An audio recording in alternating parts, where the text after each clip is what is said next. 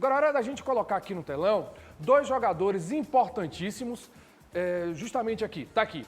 O Dudu e o Camutanga, jogadores que ficaram fora de jogos importantes. O Dudu acabou, inclusive, não estando em condições ali no jogo contra o Palmeiras, acabou se machucando, não participou do Bavi. O Camutanga também não participou. O Bruno Uvni foi o jogador que substituiu, já estão em transição física. Seriam jogadores que você levaria para o jogo contra o Cruzeiro ou é melhor esperar? Não, contra o Cruzeiro não. Imagino que contra o Cruzeiro evidentemente é uma pergunta para alguém que é leigo, né? Se tratando de parte médica.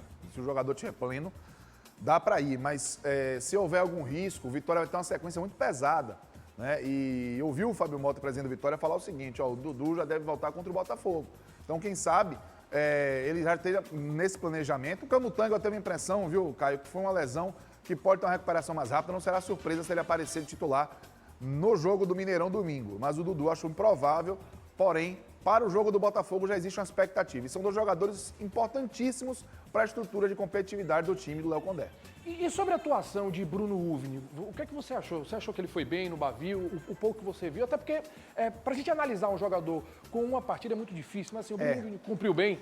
É difícil por alguns aspectos. Primeiro, ele não teve uma falha individual, né? Ele não teve um destaque individual, nem a favor nem contra. Aquelas coisas dos combates individuais, ou alguns lances em que ele aparecia cortando, né, com muita eficiência. Para mim, ele ficou muito prejudicado pela falta de consistência na marcação na cabeça de área do Vitória, né? No meio-campo do Vitória, que permitiu que o Bahia chegasse muito. E no segundo tempo, a defesa do Vitória como um todo permitiu bastante. Eu não vi o Bruno Uvni fazer o suficiente para me empolgar, a ponto de dizer assim, chegou um cara para substituir o Camutanga, mas também está muito cedo para dizer que ele não vai competir por essa condição, porque foi apenas um jogo de contexto muito delicado, né? Sem volante titular, o time sofrendo muito também contra uma equipe que apertou bastante no segundo tempo. Então vamos dar um tempinho mais para o Bruno Uvni se adaptar e saber se ele vai ser, de fato, um concorrente para o Camutanga. Outro jogador importantíssimo que também está à disposição do Vitória é o Patrick Calmon. Fez um bom campeonato baiano, né, Cássio? Vai poder jogar contra o Cruzeiro, já está pleno. Patrick Calmon ou Lucas Esteves? Você tem uma preferência pelo Patrick? Você acha que o Lucas Esteves está indo bem?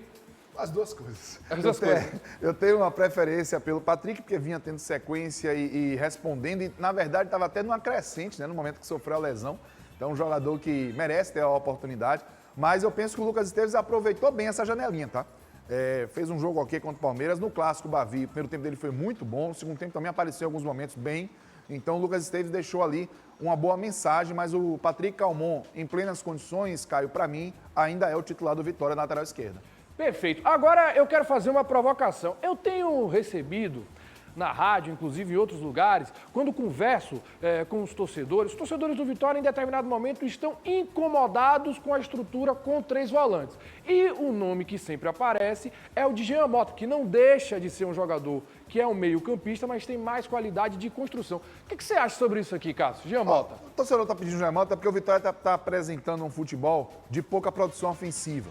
Um futebol que não consegue ter muita presença no campo de ataque. E o Jean Mota é uma contratação que animou muito o torcedor do Vitória, e com razão, que é um jogador com qualidade para construir, na bola parada, no chute de média distância. Então ele tem ali atributos que podem fazer o Vitória crescer na sua performance ofensiva. Mas tem que observar uma coisa, ele veio de lesão e do futebol norte-americano, onde a questão física, normalmente, ela promove uma defasagem na condição do atleta para competir no futebol brasileiro, tá? Não é tão intenso quanto o futebol brasileiro. E talvez seja esse o motivo que faça o Léo Condé não ter dado mais oportunidades ao Jean Mota. O Bavi, no último domingo, era uma excelente oportunidade, cara, para o Jean Mota jogar no segundo tempo. E mesmo assim o Léo Condé não contou com ele. Então eu acredito que seja uma questão física, porque tecnicamente o Jean Mota é muito bom. Eu também concordo com você. O Jean Mota é um jogador interessante, um jogador que quando disputou em 2019 no vice-campeonato do Santos pelo Campeonato Brasileiro, né, da Série A, o campeão foi o Flamengo. Foi um jogador que inclusive jogou mais de 50 partidas, mas a gente precisa ter o seguinte entendimento. Quando o jogador ele vai jogar a MLS é uma competição que, por exemplo, não tem rebaixamento. Você tem grandes craques por lá, você tem, por exemplo, um jogador que veio para o Bahia, num exemplo, que é o Acevedo e foi muito bem? Tem, mas num todo é uma liga que não é competitiva. Demorou para pegar aqui, né? E demorou para pegar aqui, isso que você está falando é importantíssimo. Então, no momento que a gente pede um jogador e que ele não está sendo escalado, a gente precisa ter o seguinte entendimento. o dia a dia grita. Se Léo Condé estivesse vendo no dia a dia que Jean Mota estivesse sendo um cara desequilibrante, naturalmente ele já seria titular. E a gente teve uma oportunidade pequena de ver o Jean Mota no jogo contra o Palmeiras e ele não agradou. Ele parecia muito aquém do que precisa um jogador fisicamente para contribuir. Então isso reforça a nossa impressão de que é um aspecto físico.